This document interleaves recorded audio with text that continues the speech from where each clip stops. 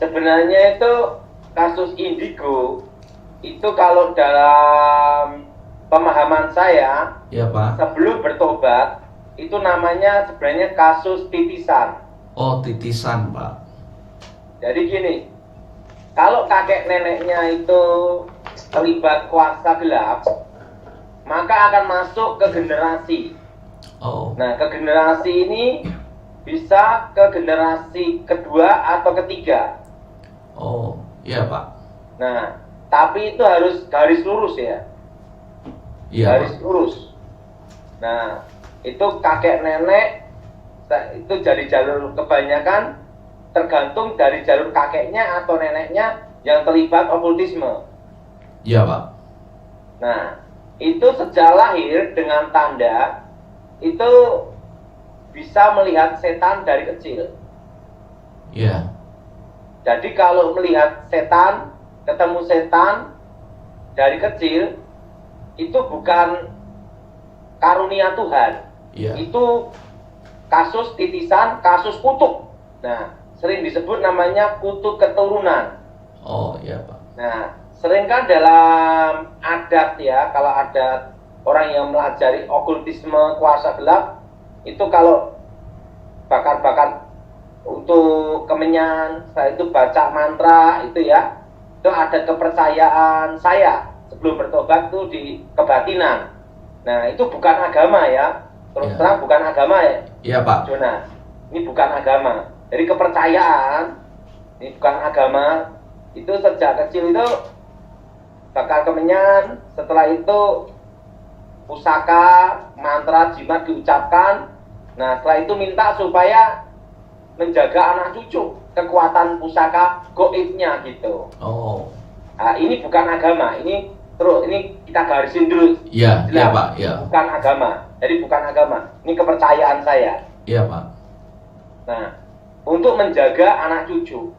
Nah, ini pusaka ini rohnya bisa masuk ke generasi juga. Oh, Generasi kedua, ketiga, keempat. iya Pak. Nah, ada juga kalau ada kasus kalau kakek neneknya atau orang tuanya yang terlibat okultisme kuasa gelap, kekuatan jimatnya, mantranya itu belum dilepas pada waktu mau mati. Oh, Pada waktu mau mati itu belum ada yang lepas gitu loh. Sehingga setelah mati, roh ini akan masuk generasi juga. iya Pak. Nah, kasus yang kedua ini lebih berat. Oh, Karena apa? Semua kekuatan mistik dari kakek neneknya atau dari kakek atau neneknya masuk ke keturunan sejak lahir, dan itu kekuatannya yang dimiliki kakeknya masuk sejak lahir. oh, Nah, ini yang sering disebut calon dukun. oh, iya Pak. Nah, jadi ada calon dukun. Jadi sejak kecil sudah. Nah, orang ngomong namanya bakat. Nah, tapi itu sebenarnya bukan bakat, itu kutuk. Kutuk Pak ya. Karena dari jalur kakek neneknya sebelum mati itu belum sempat diturunkan atau belum dilepaskan, Iya. sehingga mencari pengganti. Nah, yang ketiga, jalur namanya transfer spirit, namanya membuka alam roh. Membuka alam roh. Membuka dalam badannya, alam rohnya, transfer spirit, namanya membangkitkan indera keenam. Nah, itu bisa dilakukan sejak lahir juga. Jadi kasusnya ini ada berapa macam gitu loh. Iya, Ada Pak. yang dari pusaka, kedua dari kakek nenek atau orang tua yang punya kekuatan mantra jimat belum dilepaskan pada waktu mau matinya, setelah mati belum ada pengganti gitu loh. Oh, iya. Itu Pak. masuk. Ini kalau yang kedua ini yang paling kuat. Iya Pak. Nah, ini disebut calon dukun. Nah, yang ketiga, yang kasus yang ketiga ini yaitu dibuka namanya buka alam rohnya. Namanya membangkitkan indera keenamnya, transfer spirit. Nah, itu sejak kecil langsung lihat setan juga. Jadi kasusnya itu ada 3 macam gitu loh. Iya Pak. Nah, itu ciri-cirinya sejak kecil itu sudah ada kekuatan supranatural dalam dirinya. Kalau yang sering melihat setan dari usia di bawah 5 tahun, itu kebanyakan itu kasus namanya pusaka. Iya, Pak. Nah, kasus apa? Pusaka. Pusaka. Jadi kasus pusaka. Itu kebanyakan kasus pusaka. Jadi kasus pusaka itu rohnya masuk ke generasi.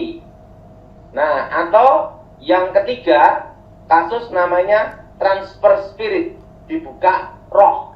Dibuka alam rohnya, dibuka, dibangkitkan namanya, atau ditransfer untuk membangkitkan indera keenam. Iya, Pak. Ini yang kedua. Nah, yang kedua ini banyak terjadi di masyarakat. Tetapi ini kasusnya hanya melihat setan. Nah, termasuk kayak meramal masa akan datang. Iya, Jadi Pak. kasus yang pertama sama kasus yang ketiga. Nah, jadi transfer spirit dari kecil atau kekuatan pusaka. Karena pada waktu bakal kemenyan, baca mantra, sang pusakanya diginikan, nah, supaya jaga anak cucu dan melindungi anak cucunya, supaya rohnya itu melindungi gitu loh. Nah, itu terjadi. Ini disebut namanya kasus titisan. Nah, tetapi dari antara itu semua, yang paling berbahaya nih Jonas ya. Iya, Pak. Yang paling berbahaya yaitu kasus yang berhubungan waktu kakek neneknya sebelum mati, ilmu itu belum diturunkan. Iya. Nah, pada waktu mati, rohnya, kekuatan mistiknya masuk ke generasi, ke anak cucunya, ketiga atau keempat. Iya, Pak. Itu sejak kecil bisa kebal senjata. Jadi bukan hanya melihat, Iya, Pak. tetapi kebal senjata. Nah, ngerti maksudnya Jonas? Iya, Pak. Nah, ada juga dari kecil sudah bisa kekuatan melihat roh-roh, tetapi juga bisa mengambil pusaka dari alam roh. Jadi kekuatannya lebih hebat, bukan hanya melihat. Iya, Pak. Nah, ngerti Jonas? Ngerti, Pak. Nah, terusan kalau kasus saya dulu sebelum bertobat, yaitu canggah saya, canggah itu 5 generasi di atas saya. Nah, 5 generasi di atas saya, 4, 1, 5. Pada waktu mau meninggalnya, ilmunya belum sempat diturunkan. Nah, karena kalau kutuk kasus titisan, dalam kepercayaan saya sebelum bertobat, kepercayaan ilmu batin aliran saya, itu sampai 7 keturunan. Banyak, Pak ya. Karena disebut angka sempurna. Nah, tapi kalau dalam Alkitab kan 3 sampai 4 generasi untuk itu. Nah, jadi ada perbedaan di sini gitu, Jonas. Iya, Pak. Nah, canggah saya yaitu berarti 4 sampai 5 di atas saya itu punya kekuatan gaib mistik belum sempat diturunkan pada waktu meninggalnya. Sehingga pada waktu saya lahir, dari kecil itu sudah ada namanya kekuatan supranatural. Berarti tidak hanya melihat ya Pak Daud ya dari kecil Pak ya, sudah ada kekuatan lain Pak ya. Nah, pada waktu saya kecil, saya usia 5 tahun, saya sudah punya kekuatan kalau saya konsentrasi, benda-benda terangkat dan bisa tergeser dengan kekuatan mata dan kekuatan batin. Konsentrasi aja, asal saya konsentrasi aja, tangannya gini, langsung itu yang namanya lemari bisa pindah. Itu waktu saya usia 5 tahun udah lemari udah. Nah, dan pada waktu saya konsentrasi penuh, semua benda-benda 2 sampai 3 meter yang mengelilingi saya bisa berputar pelan-pelan. Iya, Pak. Itu usia saya 5 tahun. Nah, dulu mainan saya korek api itu dipandang langsung terangkat semua. Itu mainan waktu kecil. Nah, tetapi waktu itu kekuatan tidak bisa terkontrol, tidak bisa dikendalikan. Iya, karena Artinya, masih usia. kalau konsentrasi satu benda susah. Jadi kok kalau saya konsentrasi semua yang terangkat. Jadi itu namanya kekuatan menyebar, Iya. tidak fokus. Iya, Pak. Nah, pada waktu usia 9 tahun, kakek nenek saya melihat saya. Oh. Dia lihat bahwa ilmu dari ayahnya, kakek buyut saya, Iya. itu masuk ke dalam diri saya. Nah, sehingga mudah untuk dilatih. Oh, jadi basicnya Nah. ada. Waktu itu saya dilatih namanya kekuatan konsentrasi fokus, supaya kekuatan yang menyebar itu ada dalam satu titik. Iya, Pak. Jadi tidak kemana-mana gitu loh, menyebar kemana-mana gitu loh. Karena itu kalau saya menditasi konsentrasi dikit aja, itu benda-benda tergeser semua, jarak 3 meter. Nah, tetapi tidak bisa dikendalikan gitu. Nah, begitu sama lihat guru saya langsung ngajarkan, langsung jadi. Nah, itu sebenarnya adalah basic dasar ilmu santet, Oh. membunuh jarak jauh. Iya. Kan itu dengan kekuatan, namanya itu kekuatan batin, sehingga benda bisa masuk dalam tubuh manusia. Iya, Pak. Nah, di situ umur 9 tahun guru saya mengajar saya. Jadi kalau kasus melihat setan dari kecil, itu bukan karunia, itu kutukan. Oh, iya, Pak. Nah, dulu sebelum saya bertobat, dikira itu karunia dari Yang Maha Kuasa.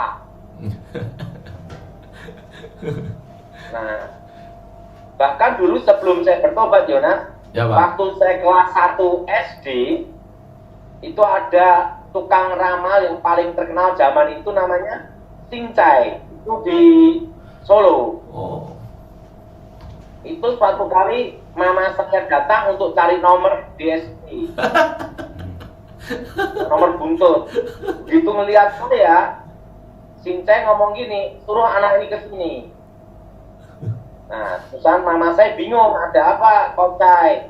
Nah, langsung Cincai beritahu, ini anakmu ya, ada apa? Ini ada kekuatan yang sangat hebat dalam dirinya. Oh, tahu juga ya. Nah, dia bisa mendeteksi kekuatan saya waktu usia 7 tahun, kelas 1 SD. Oh.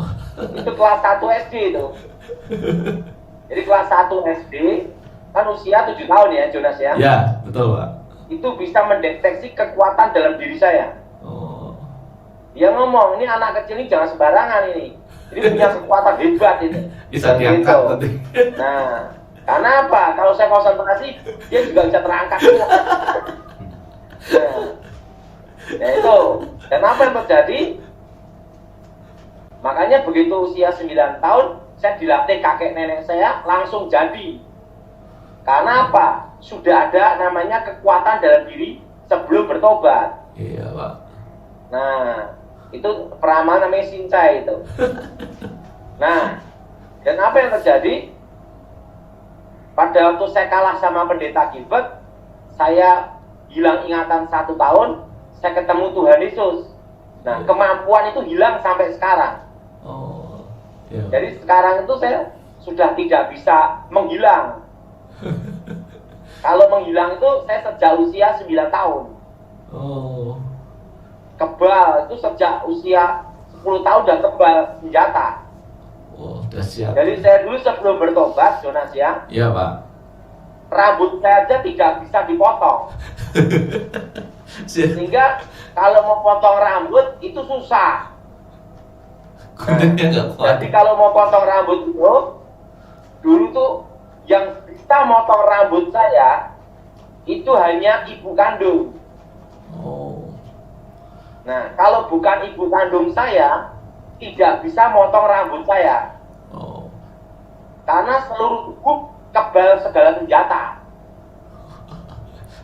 Dan katanya orang tua saya, mama saya usia 2-3 tahun, itu sudah ada keanehan. Tiba-tiba tidak mau makan sampai berapa hari.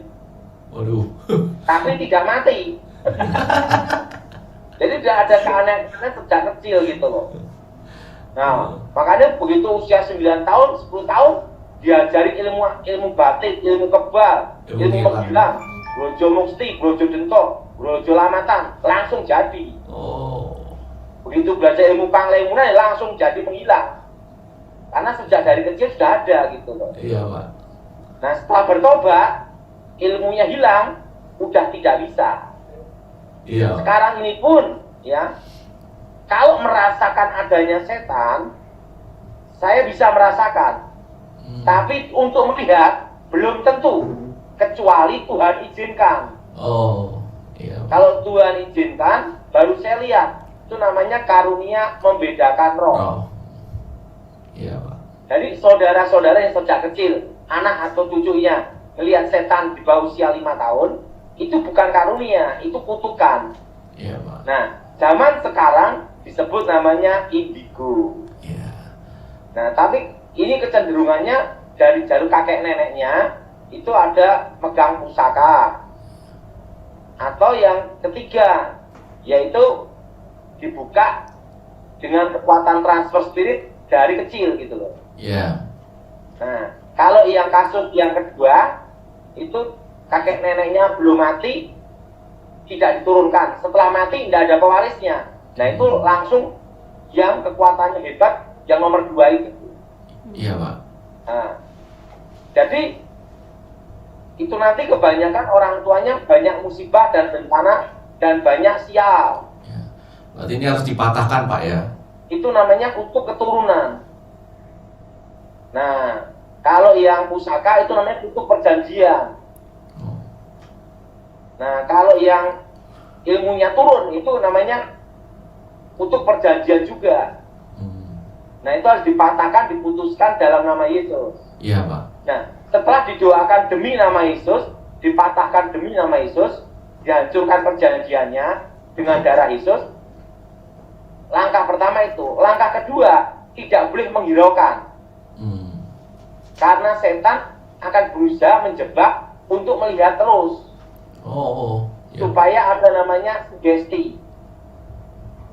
Nah, untuk mematahkan itu, bukan hanya yang mendoakan, harus dari diri orang tersebut, supaya tidak ada sugesti, dan jangan menghiraukan apa yang dilihat. Ya, Pak. Kelemahan setan itu ada, Bonas. Iya, Pak. Apa? Dicuekin. Dicuekin, Ya, jangan dihiraukan. Nah, nanti setannya bingung sendiri. Iya, Pak. Nah, maka Alkitab berkata setan itu pencuri. Nah, pencuri mencuri apa? Mencuri perhatian hidup kita. Jadi ingat, saudara yang anaknya ada kasus titisan ini, kasih tahu, jangan dihiraukan. Semakin dihiraukan, tambah jadi. Iya. Karena setannya akan menjebak terus ke alam dimensi alam roh. Tuhan tidak pernah memberikan roh ketakutan, tapi damai sejahtera. Amin.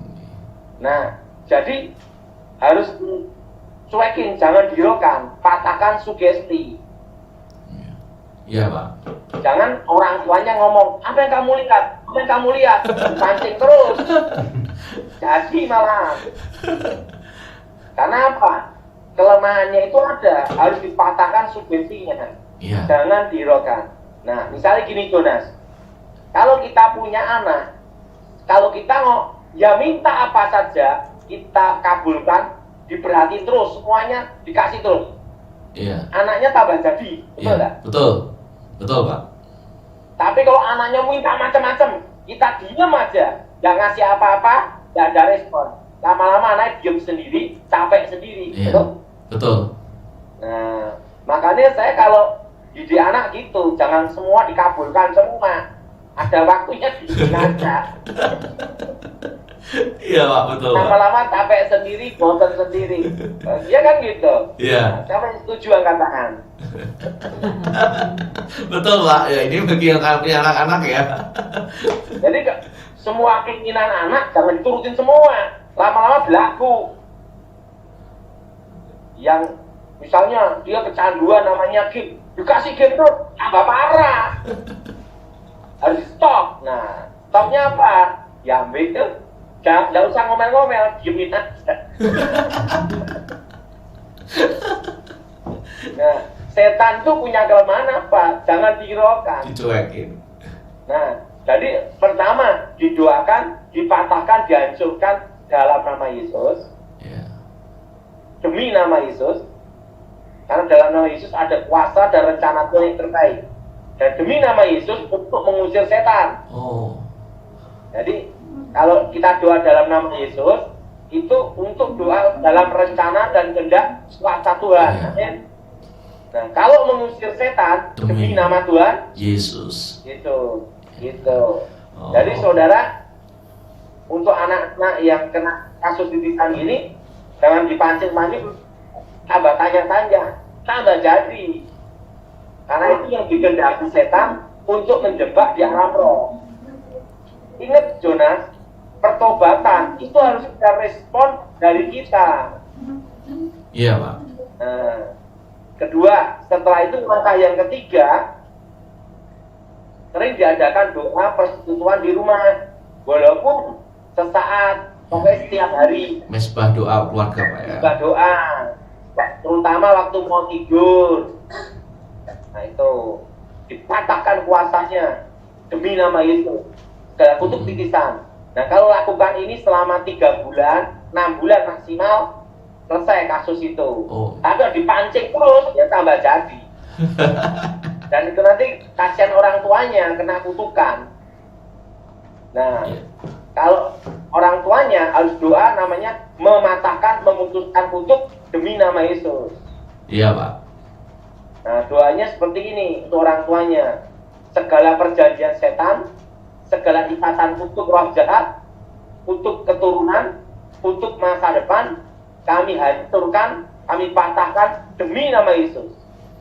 Nah, darah Yesus hancurkan kutuk keturunan, darah Yesus hancurkan perjanjian setan, darah Yesus bebaskan.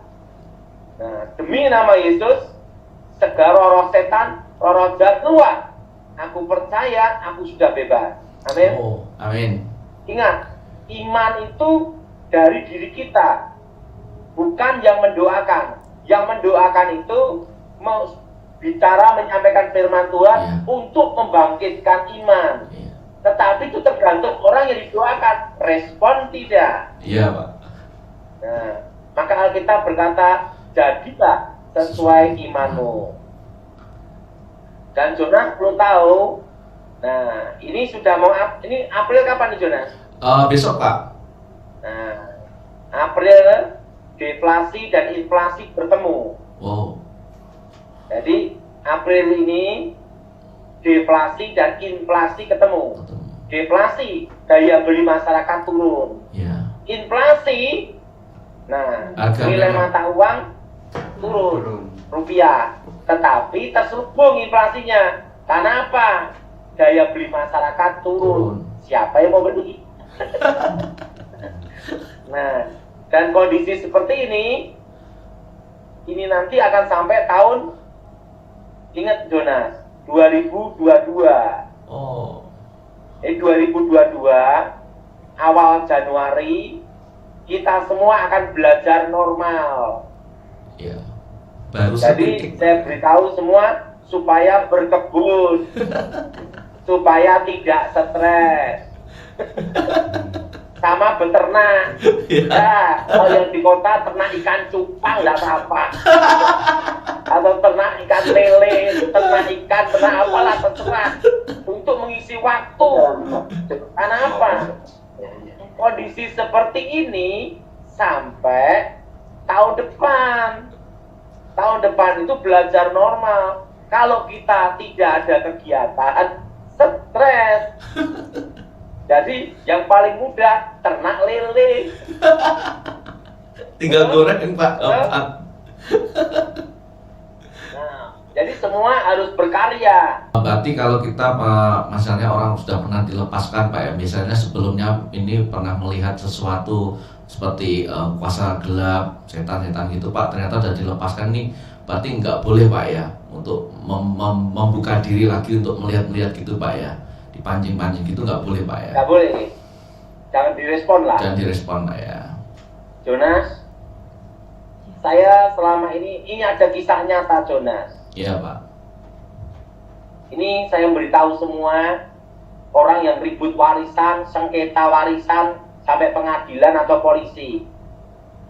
Ini ada suatu pengalaman yang baik yang pernah saya lakukan, Jonas. Iya Pak. Saya punya kawan, Jonas. Dia itu adalah direktur utama bank. Nah, ini bank ada nama di Indonesia. Iya. Orang tuanya itu yang pemilik bank. Suatu kali terkena likuidasi itu loh, Jonas. Iya Pak. Kan ada tahun 98, 99 ya. Iya. Terkena likuidasi. Terusan dia dinonjobkan. Jadi gini ya, lebih enak itu adalah bekas orang miskin. Iya. Siapa yang setuju angkat tangan?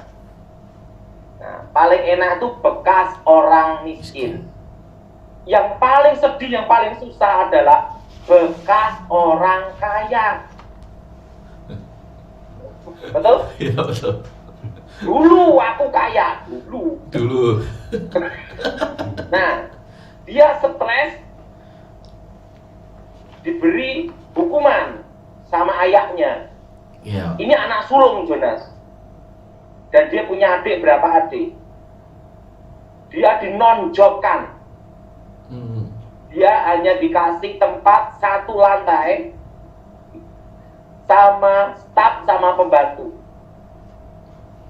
Dan setelah itu hanya orang tuanya hanya ngasih untuk gaji pembantu sama gaji apa gitu. Pokoknya dibatasin bener. Itu dari direktur utama bank loh, Jonas. Dan dia stres, Jonas. Stres, saya yang nemanin. Dia kalau ngomong, aku dulu direktur bank. Iya dulu, sekarang nganggur. Wah, kalau ngomong sama saya, dan saya nemani dia itu sebentar, Jonas. Kira-kira hanya 15 tahun. Wah, 15 tahun. Nemenin orang stres. 15 tahun.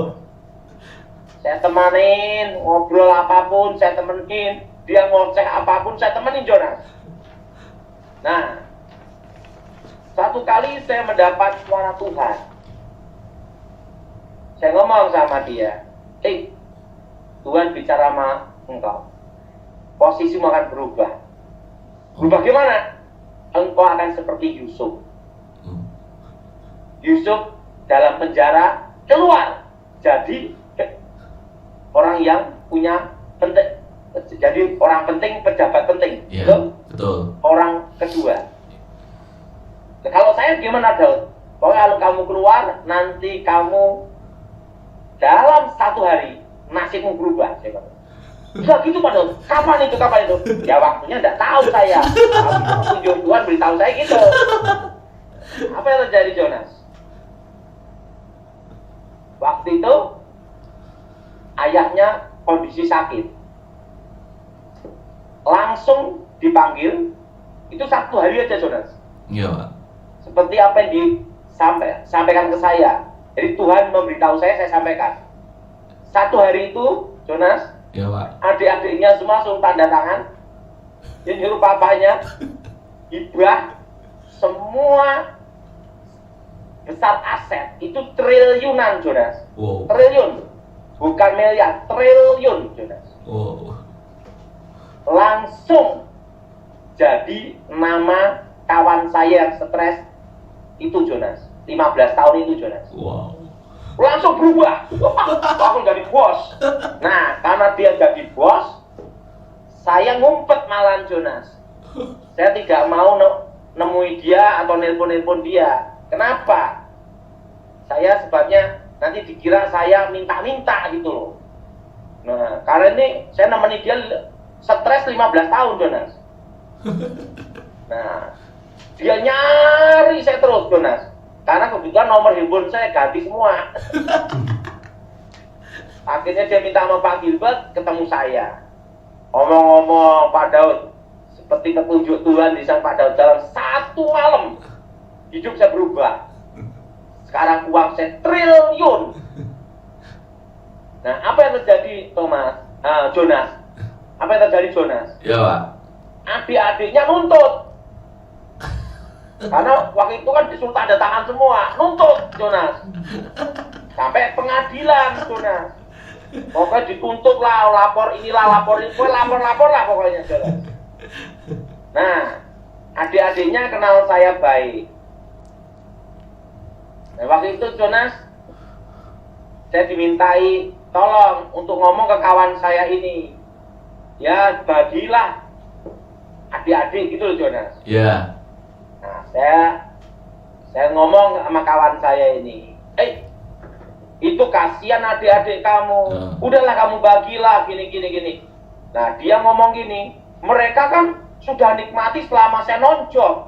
Mereka posisi kedudukan saya diambil mereka semua, gitu Jonas. Oh, iya. Dia merasa kurang adil. Ya adilnya saya semua. Ini wah, enggak boleh serakah gini. Nah, karena saya nemani kamu waktu stres, saya tahu persis harus mengampuni gitu. Apa yang terjadi? Udah gini Pak Daud. Saya pandang Pak Daud. Pandang gimana? Saya pandang Pak Daud. Kalau bukan Pak Daud, saya tidak pandang. Saya dengar Pak Daud karena teman baik saya waktu saya stres. Gimana? Kasih tahu adik-adik saya, jangan menuntut saya lagi, jangan ribut-ribut. 1T, bilang gitu. Wow. Dia ngomong 1T lo. Aduh. Saya sampaikan ke adik-adiknya. Ini kawan saya beritahu ini. Mau ngasih 1T.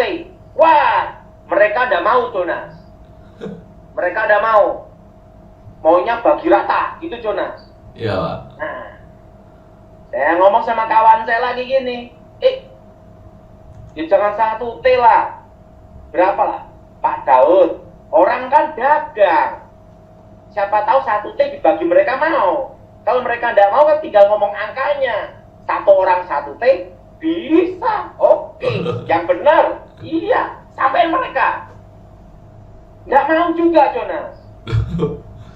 Nah, udah tak sampein, nggak mau tuh, Jonas. Ya, Pak. Kawan saya ngomong sama saya, Pak. Kasih tahu mereka, Pak Daud. Kalau nanti aku mati, semua gugur demi hukum loh ya. Gitu. Jangan gitu lah. Bener Pak Daud, kalau saya mati, gugur demi hukum loh. Nah, mereka nuntut Jonas. Kawan saya ini belum sampai 1 bulan ngomong demikian, mati Jonas.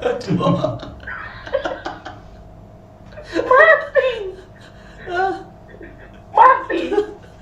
Sebelum meninggal pun, saya di WA juga. Mati. Karena dia kan teman baik saya, mati Jonas. Nah, dan saya lihat waktu dia non-job itu dia tidak bisa kemana-mana karena tidak ada uang. Tapi begitu ada uang, dia juga tidak bisa kemana-mana. Mati. Sakit sesak. Napasnya sesak. Dan apa yang terjadi? Tidak bisa menikmati juga. Mati Jonas. Nah, jadi saya beritahu saudara-saudara yang ribut di pengadilan, ribut di sengketa-sengketa, lapor polisi, lebih baik adakan perdamaian. Iya. Misalnya kurang adil sedikit-sedikit, cincai lah. Betul? Cincai, ya. Karena ingat, saling menuntut di pengadilan, apalagi keluarga sendiri, Jonas. Iya, betul, Pak. Itu apa yang terjadi, Jonas? Yang menang jadi arang, yang kalah jadi abu. Jadi lebih baik ya perdamaian aja. Karena ini pengalaman Jonas. Karena mereka ngomong tidak bisa mati. Sekarang mau nyari siapa? Udah mati. Iya. Kan langsung secara hukum turun waris. Iya. Betul. Nah, jadi saya beritahu, udah saudara-saudara yang sengketa tanah, sengketa warisan, ribut di pengadilan, lapor polisi tentang sengketa tentang apa itu namanya warisan. Ini saya ngomong tentang warisan ya Jonas ya. Iya. Apalagi saudara sendiri, lebih baik duduk bersama dan setelah itu dibicarakan. Iya. Nah, ingat kalau adil itu menurut siapa? Kan susah sekali Jonas. Betul, Pak. Betul? Betul, Pak. Adil siapa? Yang paling adil adalah Tuhan. Tuhan. Ya. Jadi lebih baik semua berdamai aja. Ini kalau saya punya saran yang sengketa ribut warisan, masalah tanah atau harta, damai, itu yang benar. Iya, betul, Pak. Nah, yang setuju angkat tangan. Nah, kenapa?